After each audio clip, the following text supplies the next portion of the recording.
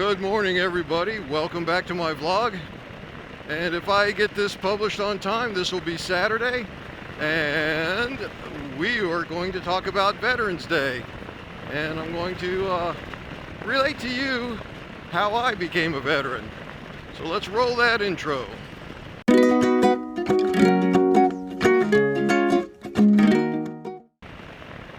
So alright, I come from a family of veterans.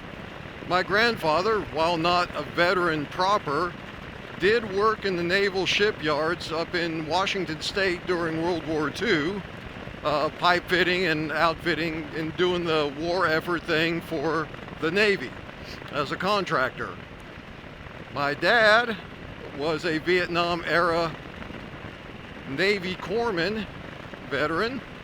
Later, after several years of separation, he joined the Colorado Air National Guard. I myself joined the Colorado Air National Guard and then transferred to the Kansas Air National Guard, and that's where I retired from after 21 years of service there in the National Guard as a whole. My son, Josiah, enlisted as a Marine, and then a few years of separation, re-enlisted again and got his officer candidacy in the Army and is currently serving in Europe in active duty.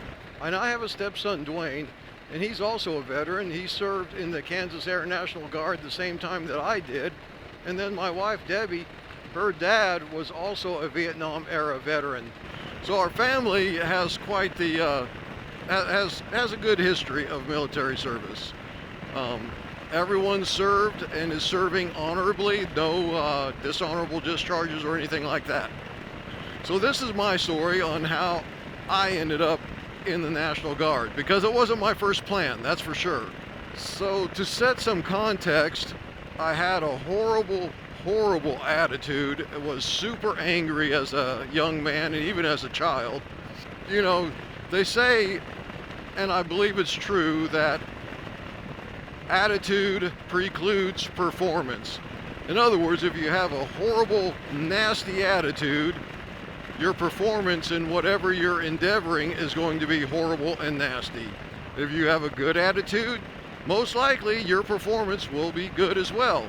Even if you're not perfect at that which you're trying, at least you'll have an attitude that's open to learning and improving and things like that. Whereas a bad attitude, you don't, that's not even an option. And this was true for me. I had a horrible attitude. I wasn't super aggressive as a young man, but I was just very angry and had a temper that I really couldn't control. And so this was the setting of me going into the military. I barely passed high school. I hated high school, hated my teachers, hated the subjects, hated the people I was with. Spent a good portion of my entire school career just getting into fights, ditching, things like that. So I wasn't a good student. I wasn't a good person. I could say that honestly. And so fast forward into the end of high school, my senior year, I'm 17 years old. I don't have a life and I don't have prospects for a life. It's just awful. So what do? Well, you know, my first thought was, if anybody could tame me and give me some kind of structure, I kind of felt like it was the military. I literally had no future of myself in my mind that took me past the age of 25. I just assumed that with my temper being as out of control as it was, that I would end up dead before then. Probably shot or stabbed or, you know, just pummeled to death in a gutter in the middle of downtown Denver somewhere. That was my literal vision for myself as I was graduating high school. And so, lacking the self-confidence that I would actually succeed in the Marine Corps, I didn't look at them. But I did feel like I could make a go of it in the Army. I should say my uncle is also an Army veteran, and he did quite well there, but I'd venture to say he didn't have my attitude problems. So I told my old man that I was going to enlist in the Army, and I was going to try to push my way into Special Forces.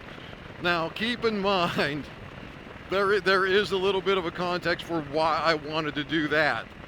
The age of Rambo was alive and strong then. I saw Rambo 1, absolutely love that movie. If you've not seen it, highly recommend. See Rambo 1. Sylvester Stallone has a great monologue at the end, which really sums up the plight of veterans. It really does a really good job. Anyway, it's Rambo 2 had come out, had seen that, and I think Rambo 3 had come out by then as well. I'm not sure, I'd have to look that up. But anyways, Rambo was everywhere still. And so you have these images of you in your mind of what you could be, then you go look in the mirror and you see what you are, and you're like, ah, right. But the Army was still the most realistic chance for me, I thought. And so my dad asked me, he said, hey, so are you going to be a lifer, or are you just going to do a one term and get out? And not thinking about it, I just said, well, I'll just do my one term and get out. And then my dad responded with, well, you need to know that in the civilian world, there really isn't a call and a demand for trained killers. And I don't know why that stuck with me. I really don't even know why I was talking to my old man about this. Our relationship was, how do I want to say this and still be, respectful? It wasn't complete garbage, but it wasn't a healthy relationship either. I had no respect for him. I thought that he was just a giant child, that really didn't have anything of worthwhile to say. And that's because he acted like a giant child that would spit out nonsense thinking he was a very wise man. And, I just really, there was a part of me that couldn't wait to get away from home and get away from my family and just all the BS we grew up with. Now, I'm going to take a little side note here and just say, to be fair, Dad was struggling with PTSD issues that we didn't even know what to classify or qualify, and he didn't know where he could go for help, because when he did go to try to find help at this time it was Fitzsimmons Army Medical Center, they didn't do anything for him. In fact, an old guy there, an older veteran that was waiting there to get treated, looked at my dad, noticing he was quite a bit younger, asked what he was there for, and my dad said there was something going on in his head, he didn't know what to do with it, he needed help. And the old guy said, well, you're in the wrong place. This here is where you go when you die. You don't come here to get help. So my dad got up and left and never went back. And so for several decades, he wrestled with the demons in his head that were put there from Vietnam, and it bled out into our family. And yeah, it wasn't the worst situation that I'd ever heard of with PTSD, but it wasn't great. I wouldn't have chosen it if I had a choice. We'll just put it that way. And it resulted in a lot of chaos in my personal life, which I believe is where all my anger and things like that came from, because of things that happened at home. So all of that context to say this, I literally have no idea why I listened to my dad this time. I don't know. And so I said, well, what would you suggest, father of mine? And he said, well, why don't you let me get you in touch with a recruiter in the Air National Guard that I know, and maybe she can give you a better option. And so I said, I was like, okay, fine. What's it going to hurt? I'll talk to her. So we set up a meeting, and I remember her telling me options, but honestly, I don't remember what she said.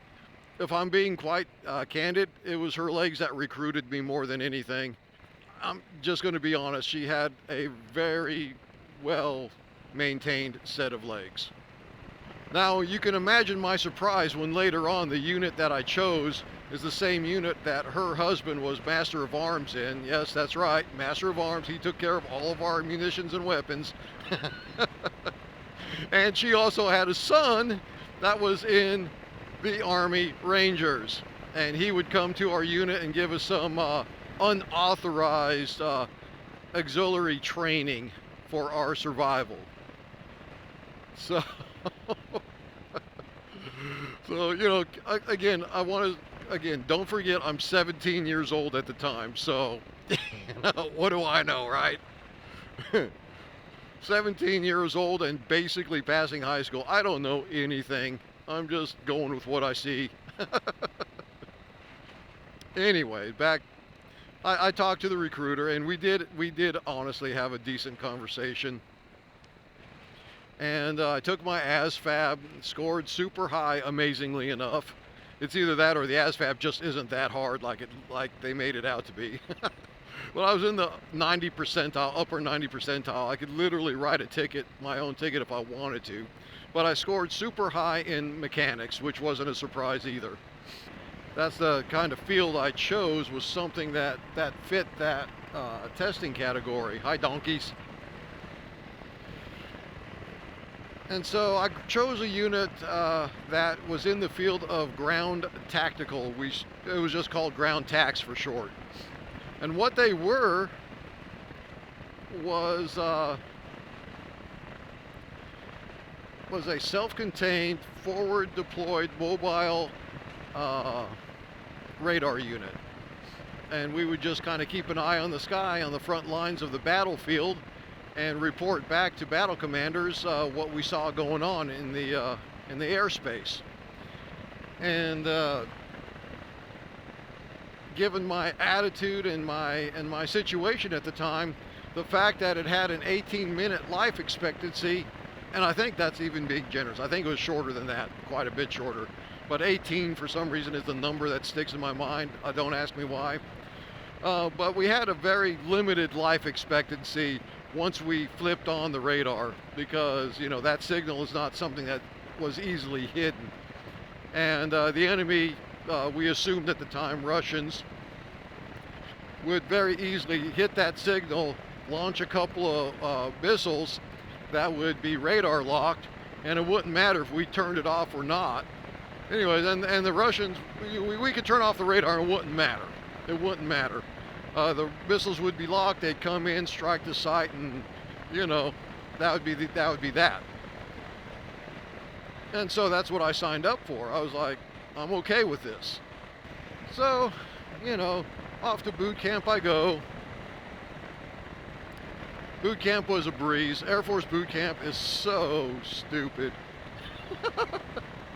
It is so easy. I was a very angry, undisciplined, unhinged, in some regards, young man, and I breezed through boot camp like it was nothing. Maybe that's because part of who my dad was and stuff like that. It's not like I was raised in a very disciplined manner. It wasn't the discipline in boot camp wasn't a thing for me. That was easy to do. Do what you're told, to keep your head down, stay out of trouble. Easy peasy. But it's like the yelling. The yelling, I almost got into so much trouble because, the way my family dynamic was growing up, yelling was just kind of normal. And when the DI would get up in my face and try to do his thing, it was all I could do to keep from just laughing at him because he sounded so ridiculous. I know that's not what he was going for, but what can I say? I'm weird. Was raised weirdly. Like a week before graduation, I had a chance to go active duty. Me and like 3 others that were all National Guards. They handed us cards and said, if you want to go active duty, sign this card and we'll square it away with your unit back home, and then you'll get a regular assignment like everybody else. I was that close. that close to taking that offer because I kind of really didn't want to go back home because that meant I'd go back home and live with mom and dad again for a while until I could get my feet underneath me. And I really didn't want to do that. But I had two anchors that brought me back. One was a young lady that would later on become the mother of my children. Two was just the state of Colorado. I loved it there. As much as I hated being home and wanted to get away from that, I loved being in Colorado. And I thought, yeah, maybe, once I get in the National Guard, I get money coming in, I get a job, I'll be able to get out and get away from mom and dad and just live my life. So I stayed in the National Guard, finished out my boot, went to tech training, and then came home. And nothing worked out the way that I thought it would. I never got a job anywhere near what my AFSC, my job specification in the Air Force was. Ended up living at home way longer than I thought I would because all I could end up getting was a bunch of little stupid jobs. And if I wanted to get a raise, then I just switched from job to job to job to job. I mean, my grandmother that lived out in Colorado, not the one that lived out here in Marquette, the one that lived out in Colorado, she would do my taxes for me because, again, I'm dumb as a box of rocks. Really shouldn't have graduated high school at all, but I got a couple of passing grades because the teachers just wanted to get rid of me. And and I handed her like 9 W-2s one year for her to process for my taxes, and she's just looking at me like, what is wrong with you? I mean, she did it well. I never got in any trouble, but yeah. My National Guard career was actually really good. I can't complain that that's the path I took. Yeah, there's always a piece of me that wished I would have grabbed the active duty ticket. And actually, sometime during my first enlistment in the National Guard, my initial 6 years, somewhere in that 6-year time, I recall thinking, man, I really do like being in the military. I like the structure. It's like, this is something I never had before. And I guess because it was the National Guard, it had just enough civilianization. Is that even a word? I'm making it a word. Civilianization to it, that it wasn't such a huge drastic change that I couldn't adapt. I was able to slowly adapt to the more military-minded way of thinking, to the point to where I loved wearing the uniform. I always kept my stuff ironed. I kept it organized. It was like the most structured I'd ever been. and I found I liked that. And so I went to a recruiter and asked about going active duty. Told him, I said, hey, I know I'm National Guard, and so some of that time in service would be knocked off if I went active duty, and I might lose a stripe, and I'm fine with that. I just want to go active duty and really build something here. And they said, nope, can't do it. Not allowed. Your prior service because you're National Guard. I'm like, what? Wouldn't that make more sense to take prior service? You don't have to spend the money to train me. I'm already here. And the recruiter said, yes, that makes perfect sense, but the government won't let us do it. Cutbacks and all that stuff. And for a huge portion of my life, switching back to a slightly different color in the narrative, I was always kind of a one and done kind of person, it seems like. Like if I went to attempt something and it didn't succeed, then I would just walk away from it permanently because I just assumed it just wasn't meant to be. Never nuance and things like that were never a thing in my vocabulary, thinking like, well, maybe now is not the time, or maybe I didn't do something right in this attempt and I should try it again, And if I'd had that mentality, I'm pretty sure I think I could have found my way into the active duty military. Maybe not the Air Force, because the Air Force were being jerks about that, but I bet I could have found my way into the Army, because the Army's pretty open-ended like that. They'll take anybody. Sorry, Army people. You know, I walked away from it and just tried to pursue civilian life balanced with my National Guard life the best I could. With that being said, I had a really good National Guard career. My civilian work life was suffered. I had an opportunity at a really good job. I went to school, you know, for heating, ventilating, and air conditioning, and that was a point when my first son was born. I'd just gotten a driving job for a plumbing company because of that school. Didn't do any heating, ventilating, and air conditioning at all. That school was a complete waste of time. The school itself wasn't a waste of time, but I just was never able to make anything of it. I was never able to capitalize on that opportunity. I did have a really good job lined up working on reefer units on semis, you know, like for meat haulers and food haulers, and that needed to keep food frozen in the trailers of the semis. But when they found out I was in the National Guard, they said they couldn't hire me because my 2-week summer camp was during their busiest time and they couldn't afford to have anyone off. Now, that was illegal as heck. You can't deny a person employment because of their military status. But again, I instead of fighting it, I just walked away from it and said, okay, whatever. And then just had a horrible time with employment after that. Just a bunch of minuscule, stupid jobs that didn't mean anything. Now, with that being said, there was another opportunity that came up. It would have been working for the National Guard on the civil service side of it full time. So I would have been in uniform, would have gone out to, in this case, Buckley Airfield out in Aurora, Colorado, and would have been essentially full-time military, but working the civil service side of it. So I would be civil service during the month. Then during the 1 week in a month, 2 weeks a year, I would be actual National Guard military on those times. And then, you know, I would have earned 2 retirements, military and civil service.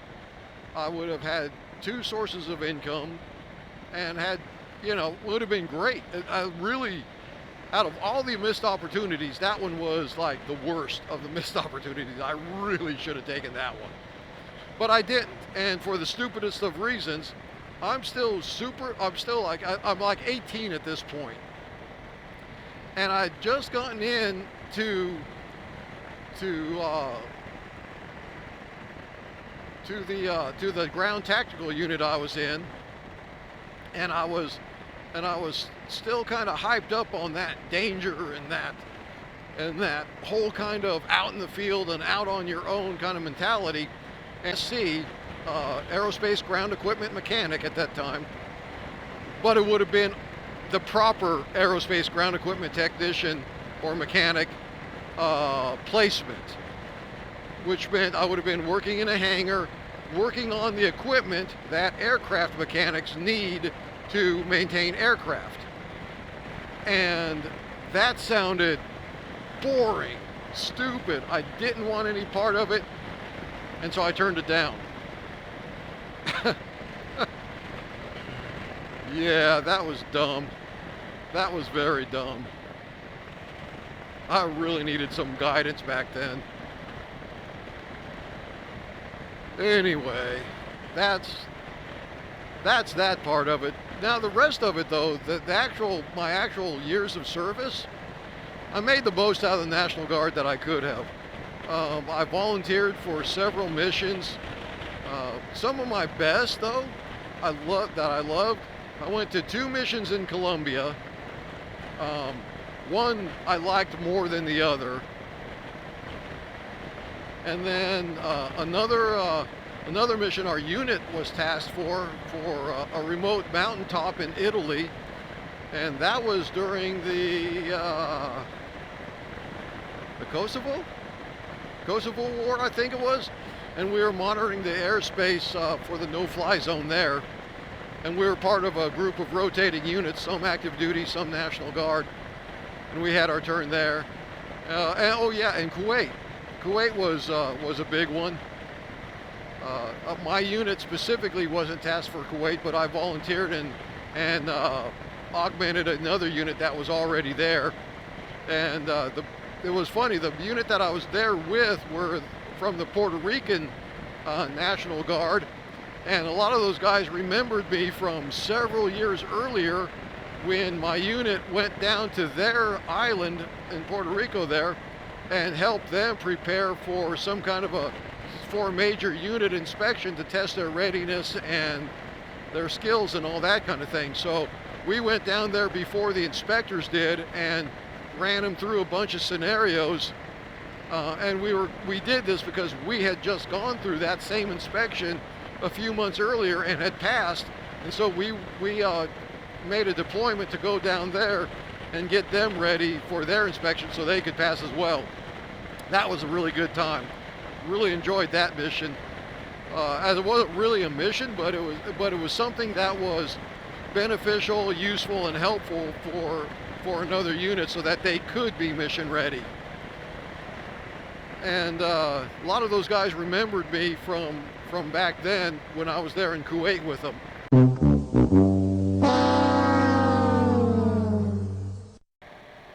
And so, sorry about that interruption. Another day, another battery. Anyway, I just wanted to kind of close things up with saying that I did do some good missions stateside that stick out. One was to Tonopah, Nevada. Another was to White Sands, New Mexico. But honestly, the best thing that I feel like happened to me while I was on uniform was in 2021 when I went to render my son his first salute. My son Josiah had graduated officer candidacy school and had asked if I could come down and put on the uniform and give him his first salute. So I made sure to get my old uniform back into shape, got it all, put back into place. I mean, it wasn't terrible. It wasn't in terrible shape, but I needed to make sure my ribbon rack was up to snuff and solid. There's a few ribbons I had to replace. They just got old and started falling apart. And we got down there, and I made sure that I was the best, prepared and best looking that I could be. I sat in the mirror, I practiced the salute. I didn't want to give my son a sloppy salute, so I made sure that I kind of woke up that muscle memory. Made sure my shoes were good, made sure my pants were creased. I mean, the whole thing. I wanted to look not like a retired person. I wanted to look like I was still active, and I just stepped right off the plane right into the field to give him his salute.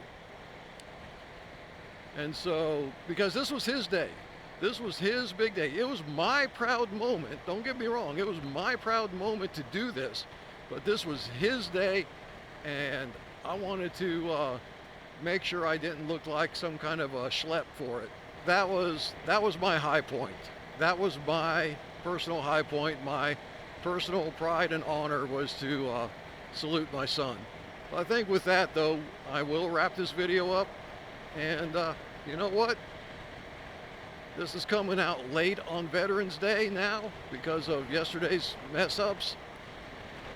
But I sure hope you guys had a good Veterans Day. I hope you enjoy the rest of your weekend. And thank you to all you veterans who are currently serving and have served with honor. And that's a big one for me, with honor. Do it right. Do it right, y'all. Have a good weekend.